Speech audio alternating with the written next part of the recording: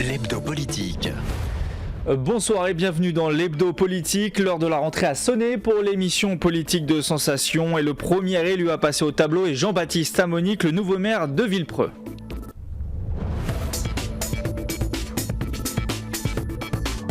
L'hebdo politique. Jean-Baptiste Amonique, bonsoir. Bonsoir Nicolas. Nouveau maire MoDem de Villepreux, vous avez été élu le 28 juin dernier et succédé ainsi à Stéphane Mirambeau, intronisé presque dans la foulée le 4 juillet. Cela fait donc 2 mois et demi concrètement que vous êtes maire de la commune, 2 mois et demi marqués évidemment par la crise sanitaire et la rentrée scolaire. Nous allons en parler plus précisément dans quelques instants, mais tout d'abord une question plus personnelle. Comment vous vous sentez dans votre nouveau rôle 2 mois et demi après? Est-ce qu'on se sent, ça y est, entièrement maire aujourd'hui? Oui, on se sent entièrement maire d'une part parce qu'on n'a pas vraiment le choix. Une fois qu'on arrive aux responsabilités, il y a quand même pas mal de choses à décliner et à mettre en œuvre assez rapidement. La difficulté, je pense, pour tous les maires qui ont été installés après le second tour dans un contexte particulier avec une élection à rallonge, plus d'un an de campagne, c'était de passer de ce temps de campagne à ce temps politique d'élu, où on décline maintenant le projet municipal en véritable projet politique et d'administration, de prendre le temps de connaître les agents, d'installer les élus. En plein cœur de l'été, ça ne doit pas être très simple. Effectivement, nous, le conseil d'installation, vous l'avez dit, était le 4 juillet. Les vacances sont arrivées après. Donc effectivement, on avait des élus et des agents qui partaient en vacances. Il a quand même fallu enclencher certaines choses. Et puis, vous l'avez évoqué, le contexte sanitaire qui fait qu'on a quand même très peu de visibilité. Peu de visibilité sur le court terme, mais aussi sur le moyen et sur le long terme. Donc pour programmer certaines choses, certains événements, certaines actions, c'était pas forcément la plus facile des choses à faire. Un début de mandat forcément très atypique. Début de mandat rime aussi avec nouveau logo pour la ville. Pourquoi vous changez de couleur? Est-ce que c'est l'occasion de marquer le coup, de passer vraiment à autre chose, à une nouvelle étape pour la ville? Alors il y a 2 choses. La première chose, quand nous sommes arrivés à l'hôtel de ville et à la mairie, les agents, notamment au service communication, avaient de leur côté travaillé à une nouvelle charte graphique, à un nouveau logo. Donc l'idée nous a plutôt séduit. On a regardé avec eux, on avait des grandes orientations, on voulait que ce logo puisse avoir une résonance en phase avec les grands axes du projet municipal, l'environnement, la référence au patrimoine historique et naturel de la commune, et qui puisse aussi donner cette image de mouvement et se projeter vers l'avenir. Et c'est dans ce sens-là que le nouveau logo a été réalisé. Avec un grand V vert. Un grand V vert qui rappelle à la fois les sentes, les chemins piétons de la ville et une petite lisière bleue qui rappelle le rue de Galie qui passe chez nous. Un logo qui a été réalisé en interne. On n'est pas passé par un prestataire extérieur. Donc sans coût. Sans coût. Et comme nous avons la chance à Villepreux d'avoir notre imprimerie municipale en interne, on n'a pas non plus de papier en tête à renouveler. Donc vraiment sans coût. Sans coût. Pour ceux qui ne vous connaissent pas très bien, précisons que vous êtes jeune, 28 ans, si mes informations sont bonnes, si vous n'avez pas eu 29 ans depuis. Non, toujours pas. Toujours 28 ans, engagé au MoDem, le parti. Je vais même vous faire une confidence, les 28 je les ai pas encore, je les aurai en novembre. Donc 27 ans, ok, voilà. Très bien. Vous êtes engagé au sein du MoDem, le parti présidé par François Bayrou. Vous êtes aussi collaborateur parlementaire de Bruno Millienne, député MoDem des Yvelines. De décideur, c'est-à-dire de votre rôle de maire à collaborateur, est-ce que c'est pas difficile parfois de jongler dans ces 2 costumes dont on parlait en début d'émission? Alors, il faut savoir être le leader, puis parfois peut-être l'être un peu moins. Oui, alors il y a plusieurs choses. Je pense qu'il faut bien faire la part des choses. Quand on est dans un rôle de collaborateur, on est dans un rôle de collaborateur. Quand on est dans un rôle d'élu, de maire et qu'on doit impulser, on impulse. C'est 2 choses bien différentes. Ce qui me permet à la fois, moi, de remercier Bruno Millienne pour son soutien pendant l'élection et après. Et pour vous donner une petite information, effectivement, compte tenu des obligations de mon mandat, même si je continuerai à avoir une activité professionnelle, je ne pourrais pas rester en tout cas à l'Assemblée aux côtés de Bruno Millienne, qui a eu en plus la bonne idée d'avoir 2 collaborateurs élus maires en juillet dernier, en mars dernier pour mon collègue Cédric Pemba-Marine de Port-Marly. Donc effectivement, il renouvelle son équipe parce que travailler avec 2 maires qui ne peuvent pas être à temps plein, ça aurait été effectivement compliqué pour lui. Quand on parle de mentor politique, on dit souvent, c'est une expression bébé Chirac, bébé Pécresse. On peut dire que vous êtes un bébé avec votre collaborateur, un bébé Millienne? Je ne sais pas si on peut parler de bébé Milienne parce qu'on a cheminé ensemble depuis 2013-2014. Au-delà de la relation politique, il y a une relation amicale entre nous qui nous unira, je pense, à jamais. Ça nous est arrivé, ça nous arrivera toujours d'avoir des désaccords, d'avoir des visions des choses pas forcément similaires. Mais oui, bébé, je sais pas, il y a plusieurs personnes moi qui m'ont inspiré et qui m'inspirent toujours. Des gens de ma famille politique, je pense à des élus qui sont très ancrés dans les territoires, qui sont des élus de terrain et de proximité, quelqu'un comme Jacqueline Gouraud, quelqu'un comme Marc Fesneau, et puis d'autres élus aussi que j'ai appris à connaître un peu plus sur le tard. Je pense à quelqu'un comme Jean-Noël Barrot et d'autres aussi qui ne sont pas forcément... Qui est député des Yvelines. Donc toutes ces personnes-là ont eu à un moment donné une importance en tout cas dans mon parcours, dans mon jeune parcours politique, et je les remercie en tout cas de leur soutien. Une question encore personnelle avant de parler de Villepreux et de la rentrée. Est-ce que devenir député, c'est aussi une ambition pour vous, puisque vous êtes jeune, ministre, peut-être dans un temps beaucoup plus long? Est-ce que vous avez des ambitions comme ça assez hautes politiques? Non, j'ai pas d'ambition ni sur le court ni sur le moyen terme à ce niveau-là. Et d'ailleurs, je l'ai dit, c'est un peu le reproche qui m'avait été fait et les attaques que j'ai pu subir pendant la campagne. On se disait, il est jeune, il travaille en politique, il longtemps va faire, en place. Au contraire, on me reprochait de vouloir prendre la mairie pour 2 ans et de briguer. Donc ça, je peux vous le dire, non, je ne serai pas candidat aux prochaines législatives, il n'y a aucune difficulté là-dessus. Bon, si on vous appelle au gouvernement? Oui, mais ce sera pas le cas. Il y a des personnes bien plus compétentes et bien plus préparées. Nadia est rentrée au gouvernement dans le coin. Oui, mais Nadia est une députée qui a fait ses preuves. Moi, j'arrive, je m'installe tout juste et j'ai toutes mes preuves à faire à la mairie de Villepreux. Vous êtes justement toujours le maire de Villepreux, fraîchement élu, et vos débuts n'ont pas manqué de sel, de piquant, c'est le moins qu'on puisse dire, avec la crise Covid, la rentrée à gérer, 1300 élèves sur Villepreux, et vous avez dû notamment fermer une classe dans l'école élémentaire du Clos Crozatier, du fait d'un cas, je crois, concret d'un enfant ou un cas contact. Est-ce que cette classe va rouvrir le lundi prochain? Demain, nous enregistrons cette émission jeudi, mais elle est diffusée dimanche, donc est-ce que la classe va rouvrir lundi? Et est-ce que vous avez des informations sur d'autres classes, d'autres élèves qui seraient éventuellement qui auraient contracté le Covid-19 et qui inciteraient du coup à d'autres fermetures? Alors, en termes de procédure, ce qu'il est important de rappeler, c'est que ce n'est pas la municipalité, la mairie qui décide de la fermeture de classe, c'est l'inspection académique et de l'enseignement national en lien avec l'agence régionale de santé. Donc évidemment, on a été mis dans la boucle, on a pu discuter avec l'ensemble des acteurs et depuis le début de cet épisode de crise sanitaire, le dialogue se fait dans de bonnes conditions. On a fermé, donc une classe a été fermée au Clos Crozatier. J'ai pas d'informations plus précises à ce moment-là, mais on est passé de 14 jours, ça c'était une annonce du gouvernement, de 14 jours à 7 jours de confinement, de mise à l'écart, mais je pense qu'on devrait être en capacité de rouvrir la classe en tout cas pour la semaine prochaine. Il n'y a pas d'autres cas on a été alerté la semaine passée en fin de semaine sur un cas de personnel au collège Léon Blum, mais globalement il n'y avait pas d'inquiétude des informations que j'avais pu avoir. Puis là c'est encore moins de votre ressort du coup, puisque c'est la gestion départementale des collèges. Comment globalement la gestion justement du Covid s'organise-t-elle dans les écoles de Villepreux? J'imagine c'est vous qui êtes responsable du marquage au sol, de l'organisation à l'intérieur des établissements. Est-ce que c'est assez simple à mettre en place? Quels sont les retours peut-être des enseignants et puis du personnel qui travaille sur place? C'est pas facile dans le sens où on a eu quand même très peu de temps et très peu de visibilité pour préparer cette rentrée scolaire. Heureusement, les protocoles ont été largement assouplis, si on prend en comparaison. Très assouplis, puisque ça a été un moment, un débat, c'était au début, à la reprise, début juin, c'était très très lourd. Et disons qu'ils sont beaucoup plus assouplis que ceux qu'on a eu pour le déconfinement. Ouais. Et moi, je l'ai dit assez clairement, on n'aurait pas pu, à Villepreux, ouvrir des classes à moitié, avec la moitié des élèves, donc des élèves qui auraient été prioritaires compte tenu de la situation de leurs parents, par exemple, comme c'était le cas quand on est rentré dans le déconfinement progressif. Donc il a fallu s'adapter avec une situation locale, nous, très tendue, du fait du retard de notre école des Hauts du Moulin dans le nouveau quartier. On va en parler. On en parlera. Donc il a fallu parfois pousser les murs. Donc on avait déjà cette contrainte des sureffectifs, de la place qu'on pouvait accorder à des créations de classes. Et je remercie le DAZEN parce qu'on a quand même eu 3 ouvertures de classes supplémentaires à Villepreux, ce qui pose d'autres questions. Donc Au bout du compte, on a géré, on a très bien géré, et je remercie à la fois les directeurs d'école qui ont pu anticiper les choses, le personnel enseignant et les ATSEM.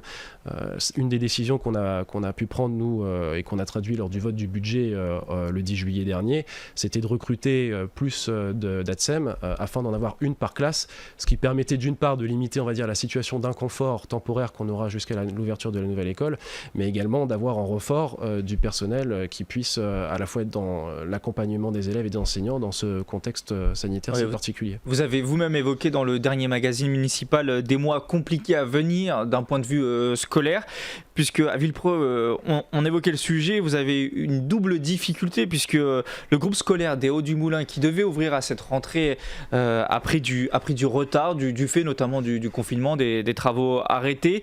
L'ancien maire évoquait une ouverture pour la Toussaint. Vous infirmez cette réalité-là et vous dites que c'est plutôt pour janvier 2021, c'est acté?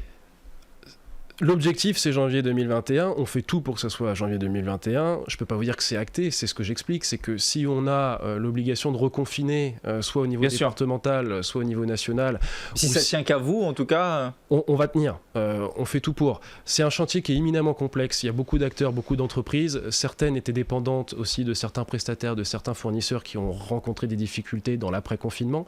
Donc effectivement, il y a eu ce retard post-confinement, mais il y a eu un retard que moi j'ai demandé à ce qu'on m'explique, qui donc est arrivé après évidemment notre installation. On est déjà à plus de 14 mois de retard, qui est lié à des erreurs de début de chantier, des erreurs de géomètre, des erreurs sur des appels d'offres, des choses comme ça. Bon, évidemment les premiers donc c'est pas uniquement la fait du confinement. Non, c'est pour ça qu'il fallait rapidement dire, j'allais dire la vérité au final aux Villepreusiens, c'est que quand certains faisaient une promesse électorale de dire que l'école ouvrirait à la Toussaint au mois de novembre, pour avoir visité le chantier dès mon élection, on a bien vu avec mon adjoint aux travaux et le personnel communal que c'était pas quelque chose qui était tenable. Et c'était avant le second tour, ça, vous pensiez que c'était une... Oui, il y a un courrier qui avait été envoyé aux parents à ce moment-là pour dire rassurez-vous, il n'y a pas de souci, ça ouvrira à la Toussaint. Nous, on n'avait pas, en tant que candidat, on n'avait pas vu le chantier, donc c'est difficile de se projeter quand on voit pas l'évolution des choses. On a pu le faire dès notre élection, on a tout de suite vu que les délais seraient pas tenus. Donc là, l'objectif, c'est on est mobilisé pour que l'ouverture se fasse en janvier et de façon concomitante avec notre cuisine centrale.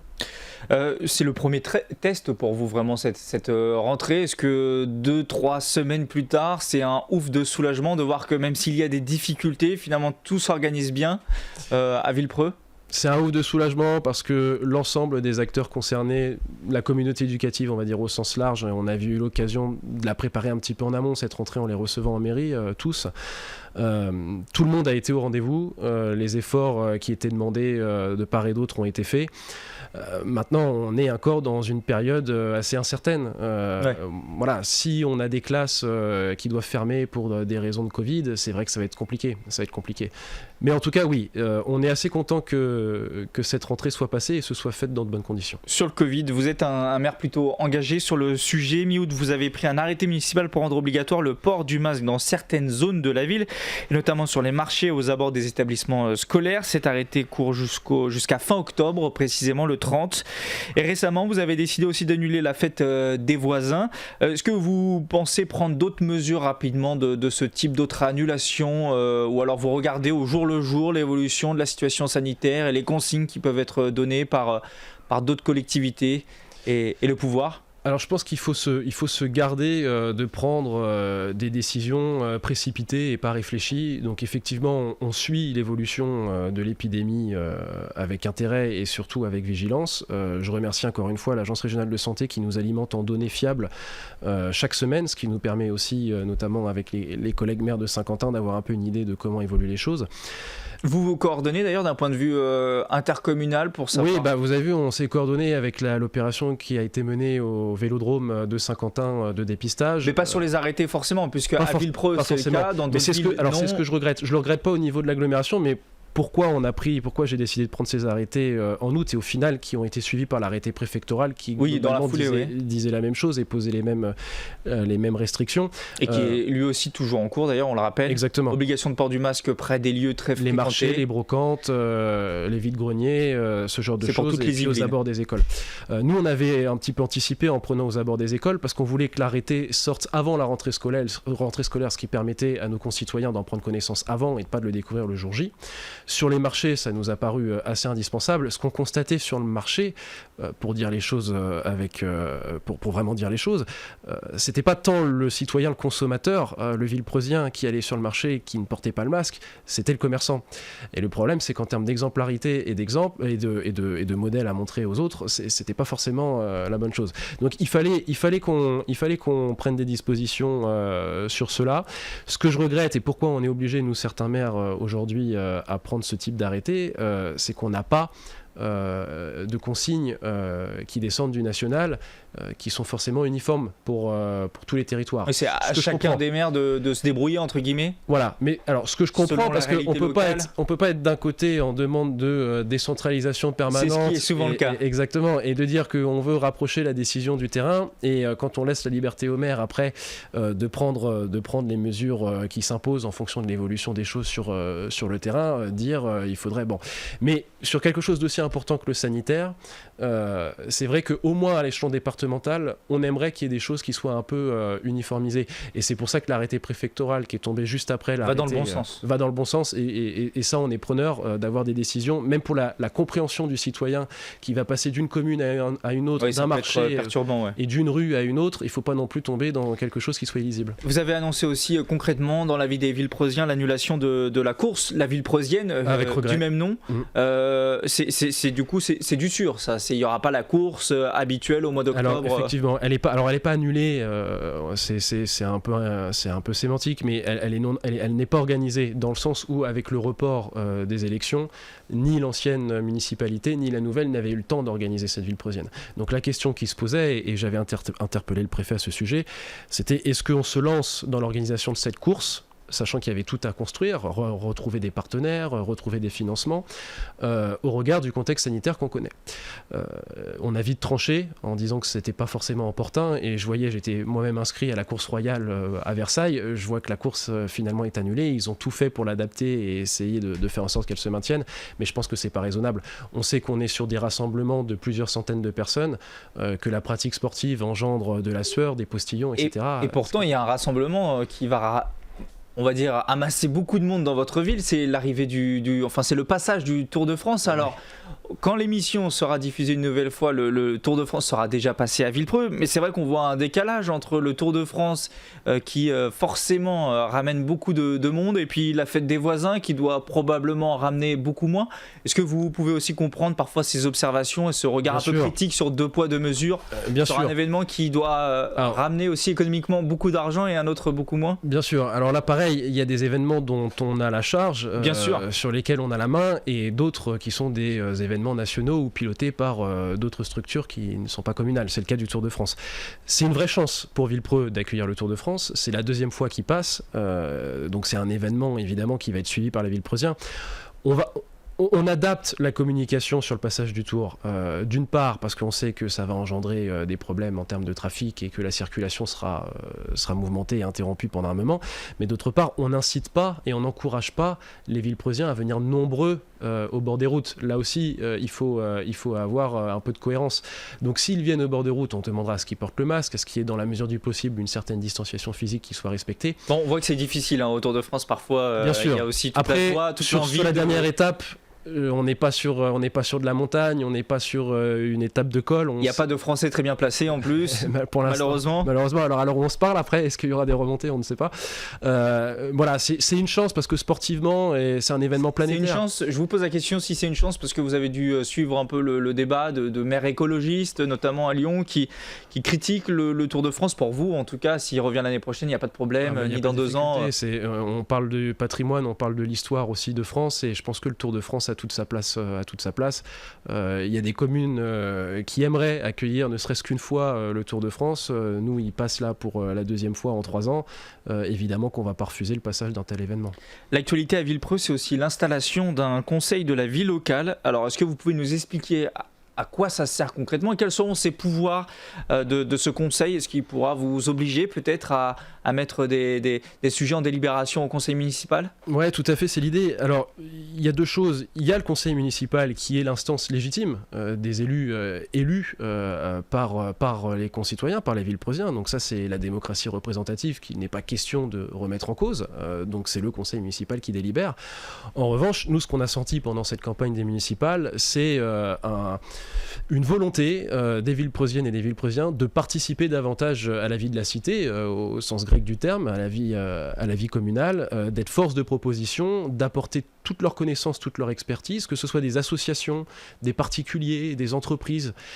Et donc on a créé effectivement ce conseil de la vie locale qui a pour but d'être une instance à la fois consultative, donc que le conseil municipal, le maire peut saisir sur un projet donné ou sur une délibération qu'il souhaite passer pour voir comment on peut la construire, l'améliorer au regard des connaissances des Villepreusiens. Il y aura un rôle de co-construction pour qu'on puisse définir un nouveau projet en lien avec eux. Et puis l'autre mission sera que ce conseil soit force de proposition. Et c'est pour ça qu'on proposera qu'à chaque fin d'année, un rapport du conseil de la vie locale soit soumis au conseil municipal et voir comment on peut avancer avec eux sur ces propositions-là. Et les Villepreusiens peuvent se rendre sur villepreux.fr pour s'informer notamment. Et candidater 5 comités, celui de l'environnement et de la transition écologique, le comité des aînés, le comité de la jeunesse, le comité de la vie associative et le comité de la vie économique. Est-ce que dans l'un de ces comités, Jean-Baptiste Amonique, on parlera aussi du projet urbain qui a beaucoup fait parler Central Park, qui prévoit notamment à l'horizon 2025, je ne sais pas si c'est vraiment acté, si c'est encore en cours le sujet, la construction de 250 logements et puis aussi l'aménagement d'espaces verts pour la ville. Ça a été un sujet polémique entre vous et vos opposants politiques. Qu'en est-il de ce sujet qui va probablement structurer aussi l'avenir de la ville ? Alors, il y aura on en est, pour être tout à fait précis, ce projet n'était pas acté. D'accord. Ce projet était au stade d'un projet, ce qui nous a permis de prendre les devants assez rapidement après l'installation. On a pris langue avec Saint-Quentin, on a travaillé avec Saint-Quentin et moi j'ai clairement indiqué les orientations de la nouvelle équipe municipale. Les nouvelles orientations, quelles sont-elles ? C'est qu'on garde à Villepreux l'esprit village et qu'on préserve à la fois nos terres naturelles, nos terres agricoles et boisées, et surtout qu'on ne soit pas dans cette course à la densification permanente. Qui vous aurait emmené à 13 ou 14 000 habitants pour 10, 11 000 aujourd'hui ? Donc de façon très concrète, ce projet aujourd'hui, il n'est plus sur la table. Il n'est plus sur la table. Complètement balayé ? Il est balayé sur ce secteur-là, sur cette zone-là. Il est totalement balayé. Il y aura une réflexion, mais ça on l'a dit pendant la campagne, dans un premier temps, autour de ce qu'on appelle le quartier de la Pointe-à-Lange, la zone de la Pointe-à-Lange. Voilà. Là, elle sera amenée à évoluer, on l'a dit. On va travailler avec Saint-Quentin, on va travailler avec les différents acteurs compétents pour Vous dites travailler avec Saint-Quentin, parce que c'est eux qui sont c'est l'aménageur. Non, mais Saint-Quentin en Yvelines a la compétence. Précisez pour ceux qui nous écoutent. Effectivement, vous avez raison, l'agglomération a la compétence aménagement. L'urbanisme aujourd'hui en mairie à Villepreux, c'est très peu d'agents, c'est une personne qui est dans l'instruction des dossiers, mais après ça part à Saint-Quentin. Donc les compétences techniques, elles sont à l'agglomération, donc il faut s'appuyer sur l'agglomération pour ce genre de projet, c'est pour ça qu'on fera avec Saint-Quentin.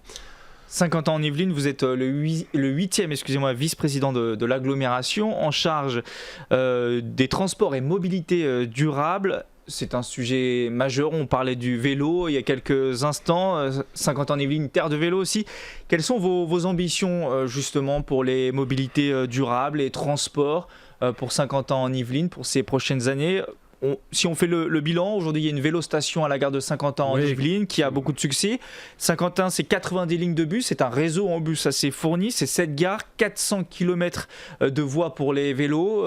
Qu'est-ce que vous comptez faire de plus ou améliorer sur ce sujet-là ? Alors sur le vélo, ce qui me permet de faire une petite pub pour la vélostation, on est une grosse promotion en ce moment. On est à l'heure où on se parle encore dans la semaine européenne de la mobilité. Exactement. Et, au niveau de la vélostation, pour un vélo standard, l'abonnement est à 40 €.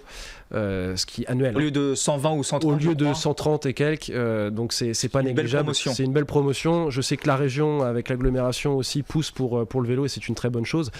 c'est clairement un axe majeur de la nouvelle mandature pour le conseil communautaire de l'agglomération de Saint-Quentin en Yvelines.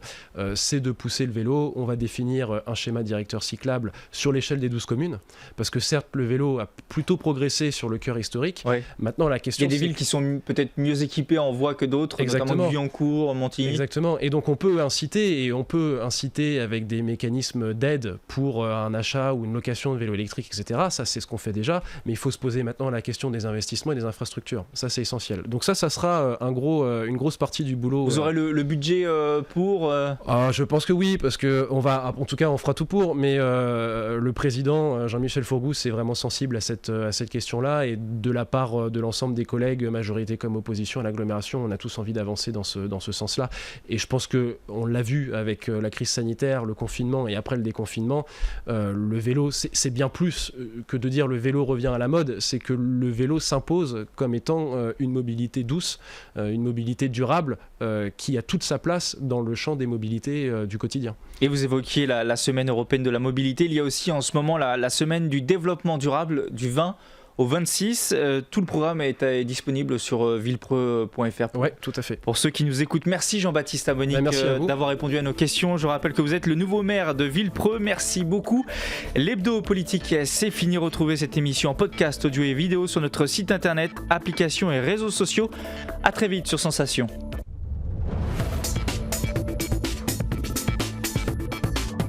L'hebdo politique.